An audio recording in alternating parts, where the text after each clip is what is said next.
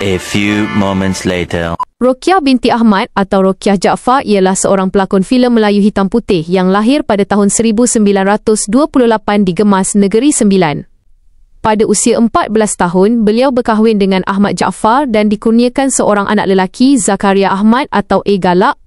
Roqiah mula berlakon pada tahun 1948 sebagai pelakon tambahan dalam filem cinta. Bakatnya semakin menyerlah apabila beliau diberi watak utama dalam filem Berdosa. Sepanjang tahun 1950-an, Roqiah menjadi salah satu pelakon wanita popular dan pernah menjadi heroin kepada P. Ramlee dalam filem-filem seperti Antara Senyum dan Tangis, Penghidupan dan Putus Harapan. Selepas bercerai dengan suami pertama, beliau berkahwin dengan Jaafar Abdullah dari Shaw Brothers dan mula menggunakan nama Roqiah Jaafar. Namun selepas filem Arjuna 1954, beliau semakin kurang muncul di layar perak.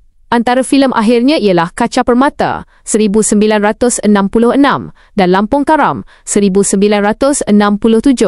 Pada tahun 1967, Roqiah berhijrah ke Sweden untuk bekerja di sebuah hospital. Di sana, beliau bertemu dan berkahwin dengan seorang pemuda Sweden yang 20 tahun lebih muda. Selepas beberapa lama berada di luar negara, Roqiah dan suaminya pulang ke Malaysia dan menetap di Gemas. Beliau meninggal dunia pada 27 Julai 2020 di Kuala Lumpur pada usia sekitar 91 hingga 92 tahun.